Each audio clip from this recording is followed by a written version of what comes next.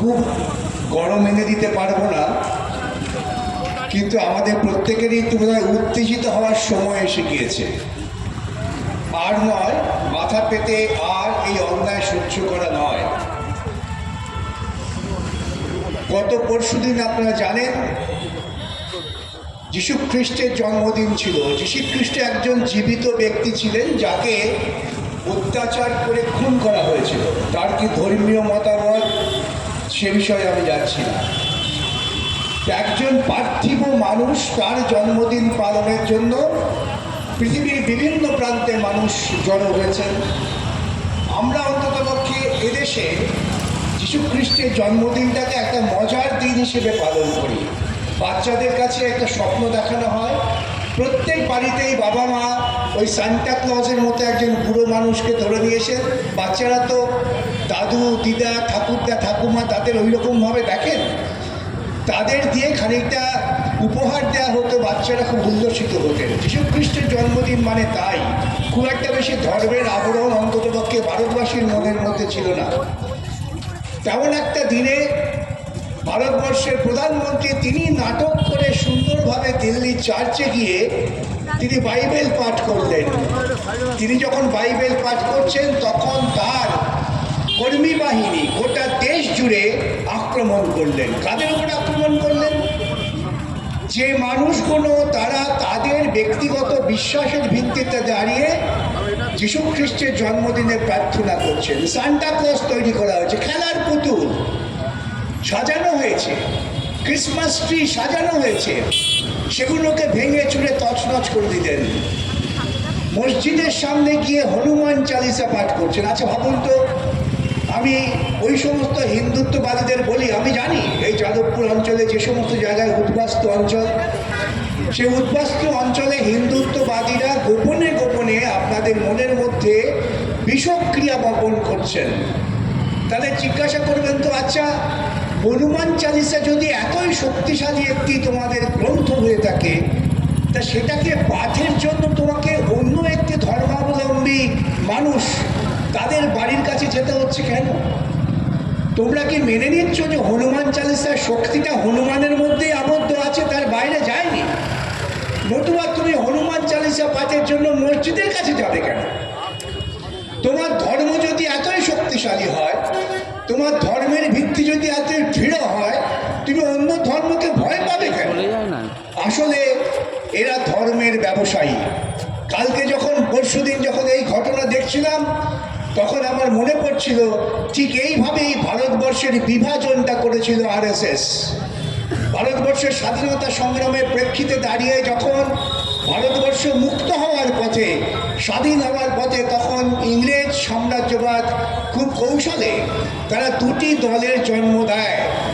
একটি হচ্ছে মুসলিম লীগ, আরেকটি হচ্ছে আরএসএস, যা হিন্দু মহাসভার উত্তরসূরি। এটা ঐতিহাসিক সত্য, এই কথা আমরা তৈরি করছি না। ইংরেজ সাম্রাজ্যবাদ তার পুঁজিবাদী স্বার্থ রক্ষার জন্য এইভাবে বিভাজন তৈরি করে, পৃথিবীর বিভিন্ন দেশে তৈরি করেছে। আমাকে অনেক সময় হিন্দুত্ববাদীরা ঠাট্টা করে বলেন, ওদের ভাষা আমি বলতে পারবো না, কারণ ওই ধরনের অশ্লীল ও অসংস্কৃত ভাষা আমার মুখে আসে না, কিন্তু মূল প্রতিপাদ্য বিষয় হচ্ছে আমার বাবা মা কেন পালিয়ে এসেছিলেন। ওরে মূর্খ, আমার বাবা মা বা বাংলাদেশের বসবাসকারী মানুষেরা কেউ পালিয়ে আসেননি, তাদের পালিয়ে আসতে বাধ্য করেছিল মৌলবাদীরা। ভারতবর্ষ যখন স্বাধীন হচ্ছে সেই সময় ভারতবর্ষকে দুটুকরো করার জন্য আরএসএস এবং মুসলিম লীগের জন্ম হলো। আরএসএস বললেন দ্বিজাতি তত্ত্ব, এই ধর্ম নাকি একটা জাতি, মুসলিমরা একটা জাতি, হিন্দু একটা জাতি, একথা ইংরেজদের শেখানো তত্ত্ব ওরা হাজির করলেন। আচ্ছা ভাবুন তো, ভারতবর্ষের বুকে প্রায় 500 বছরের ওপরে মুঘল সুলতানরা শাসন করেছে। তারা শাসন করলেন, সেখানে তো হিন্দু ধর্ম প্রসারের ক্ষেত্রে কোনো বাধা হয়নি। লড়াই হয়েছে, মারামারি হয়েছে, মারামারি হয়েছে, লড়াই হচ্ছে কিসের জন্যে? ধর্মের জন্যে। লড়াই হয়েছে সম্পদের জন্যে। আজকে মন্দিরে সম্পদ লুকিয়ে রাখতো রাজারা, সেই সম্পদ নেওয়ার জন্য আক্রমণ হয়েছে। আবার মন্দির তৈরি করবার জন্য ওই মুঘল সম্রাটকে টাকা দিয়েছেন, জমি দিয়েছেন যে মন্দির তৈরি করো। এটা ছিল স্বাভাবিক ব্যাপার। একসঙ্গে বসবাস করতে গেলে পরে বিরোধ হয়, দ্বন্দ্ব হয়, প্রেম হয়, ভালোবাসা হয়, হয় না? আমার বাড়িতে আমরা ছেলেবেলায় 5 ভাই বোন বড় হয়েছি কালীঘাটের ঝুপড়ির মধ্যে। আমাদের ভাইদের মধ্যে মারামারি হয়নি? মারামারি হতো প্রত্যেক দিন, প্রতি মুহূর্তে। আবার আমরাই একসঙ্গে মিলেমিশে থাকতাম। এটাই হচ্ছে মানব জাতির ধর্ম, সেটাই মানব সভ্যতার ইতিহাসের একটা পিঠ। কিন্তু তাকে দাঙ্গায় পরিণত করেছিল আরএসএস এবং মুসলিম লীগ। সাধারণ মানুষকে খুন করা হয়েছিল। কি তাদের বাধ্য করা হয়েছে যে আজকে দেশ ভাগ হচ্ছে, তুমি এই দেশ থেকে বিতাড়িত হও। যখন ইসলাম পাকিস্তান তৈরি হলো তখন আমার ভারতবর্ষ কিন্তু হিন্দু রাষ্ট্র হয়নি। বিজেপির সমর্থকরা এটা ভাববেন। দেশ বিভাগের সময় মুসলিম লীগ তারা ঘোষণা করলেন যে আমরা মুসলমান অধ্যুষিত এলাকা নিয়ে একটা পাকিস্তান তৈরি করব, যা ইসলাম দ্বারা পরিচালিত হবে। কিন্তু আমার ভারতবর্ষ, যে ভারতবর্ষে আমরা জন্মগ্রহণ করেছি, তারা কিন্তু আরএসএস এর তত্ত্ব অনুযায়ী হিন্দু রাষ্ট্রের তত্ত্বকে মেনে নেননি। আমার এই ভারতবর্ষ তারা তখন দীর্ঘ আলোচনা করলেন। সংবিধান সভায় আলোচনার মধ্য দিয়ে ঠিক হলো আমরা ভারতবর্ষের জনগণ, we the people of India. কোথায়? আমরা তো বললাম না we the Hindus of India, ওরা বলেছিলেন we the Islams of Pakistan. কিন্তু আমার ভারতবর্ষ, যে ভারতবর্ষের নেতৃত্বে ছিলেন রামমোহন বিদ্যাসাগর, রবীন্দ্রনাথ, নেতাজি সুভাষচন্দ্র বোস, সেই ভারতবর্ষ তারা হিন্দু রাষ্ট্র স্বীকার করেননি। তারা সংবিধানে বললেন we the people of India. চমৎকার একটি ঘটনা ঘটেছে, আমি সব জায়গায় বলি, ভারতবর্ষে বিভিন্ন প্রান্তে এই জিনিসটা বলার চেষ্টা করি। যখন সংবিধান সভায় আলোচনা হচ্ছে, যখন শ্যামাপ্রসাদ মুখার্জির মতো লোকেরা বলছেন হিন্দু রাষ্ট্র করতে হবে, আরেক দল বলছেন না, আমরা এখানে 19 কোটি মুসলমান বসবাস করি, আমাদের অধিকার আছে, মুসলিম রাষ্ট্র করতে হবে। তখন একজন আদিবাসী নেতা তিনি সংবিধান সভায় উঠে বলছেন, শুনে রাখবেন বিজেপি ভাইরা, শুনে রাখবেন তৃণমূল ছদ্মবেশী বিজেপিরা। সে আদিবাসী নেতা সংবিধান সভায় বলছেন, তোমরা যারা হিন্দু মুসলমান করছো, তোমরা যারা ধর্ম করছো, তোমরা সবাই বিদেশি, তোমরা ভারতবর্ষে অনুপ্রবেশকারী, ইউ আর দি ইনভেডার্স। আমরা আদিবাসীরা ভারতবর্ষের মানুষ, আমরা এই ভারতবর্ষকে লালন পালন করেছি, আমাদের কোনো ধর্ম নেই।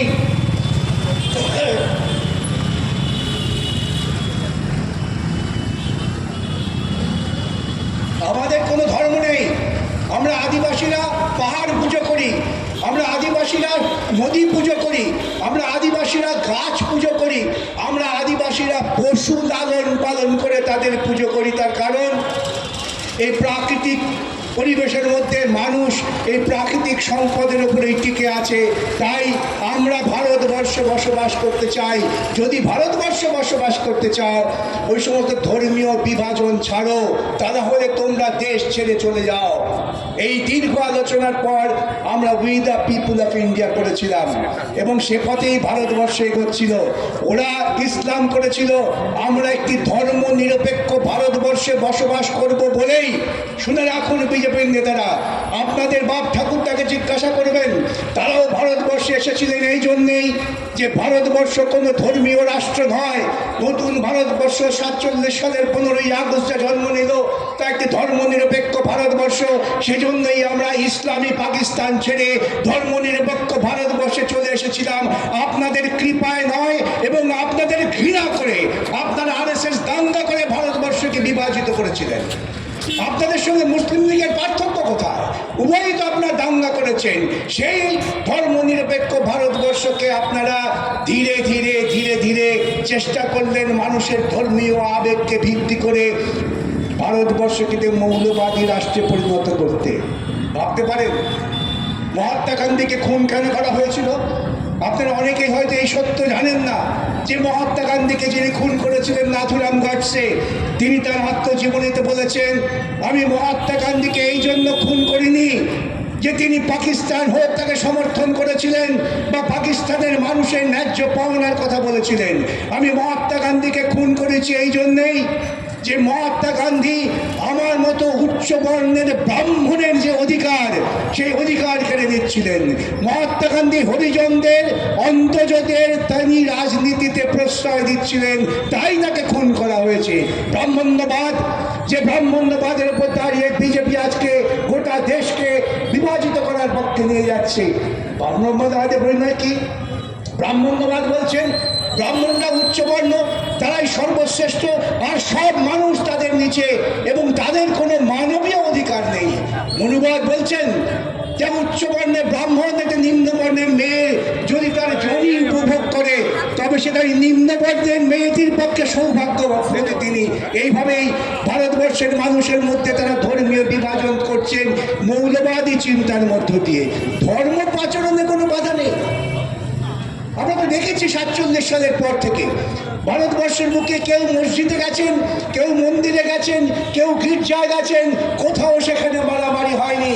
মারামারি হয়েছে তখন যখন আপনি নিজে মনে করেছেন যে আপনার ধর্মটাই সর্বশ্রেষ্ঠ আর সবার ধর্মটা খারাপ। ওরে ভাই, এইসব করার আগে একটু স্বামী বিবেকানন্দকে স্মরণ করবেন। আমি সাম্প্রতিককালে একটি পোস্ট করেছিলাম, যেদিন ওরা গীতা পাঠ করছেন লক্ষ্যকণ্ঠে গীতা, সেদিন আমি বিবেকানন্দের এই বাণীটা দিয়েছিলাম যে ওইসব ছুঁড়ে গঙ্গা জলে ফেলে দাও, গীতা পাঠ অনেক পরে হবে, আগে মানুষের পেটের ভাত যোগান দাও। মানুষের পেটের ভাত যোগান না দিয়ে গীতা পাঠ করে মানুষের মধ্যে বিভাজন এবং তারই পরিণতিতে 100 দিনের কাজের গ্যারান্টি। ইউপিএ আমলে যখন বামপন্থীরা ক্ষমতায় ছিলেন, আংশিকভাবে আমরা একটি নতুন আইন করে সাংবিধানিক গ্যারান্টি সৃষ্টি করলাম যে ন্যূনতম 100 দিনের কাজ দিতে হবে।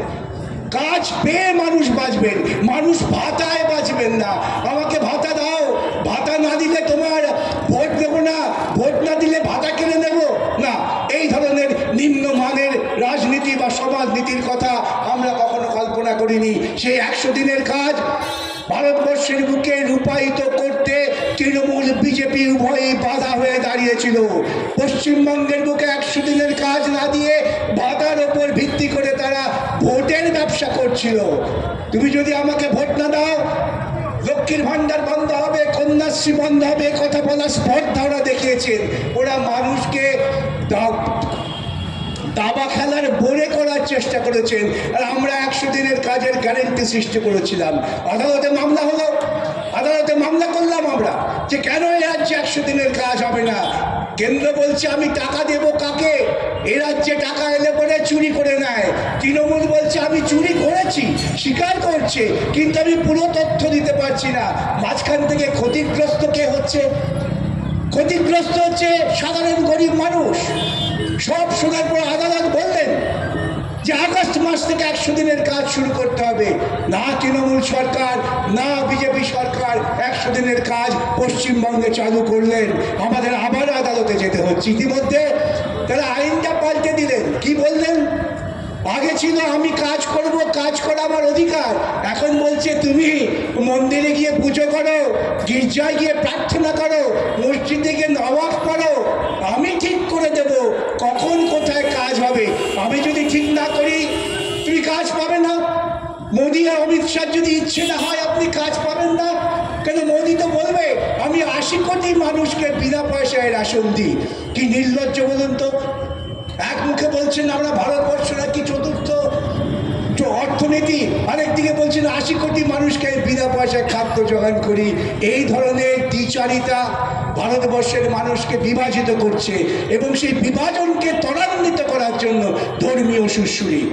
ধর্ম যার যার যে যার নিজের বাড়িতে ধর্ম পালন করবেন। ভাবুন তো, আমাদের ছেলেবেলা থেকে আমরা দেখে আসছি, আমার বাপ ঠাকুরদের আমল থেকে দেখে আসছি যে পূজা লোকে বাড়িতে করে। দুর্গা পূজা যখন সর্বজনীন হয় এলাকার মানুষ নিজেরা চাঁদা তুলে পুজো করেন।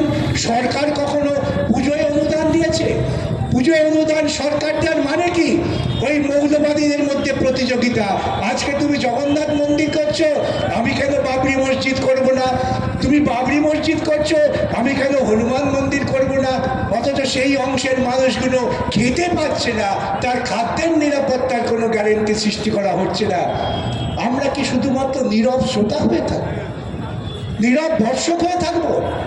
আমাদের সামনে দৃষ্টান্ত স্থাপন করেছে। ওই আরাবল্লী পর্বত বিক্রি করে দেওয়া হচ্ছিল আদানির কাছে। মানুষ তখন রুখে দাঁড়িয়েছেন বিজেপি পরিচালিত রাজ্যেই।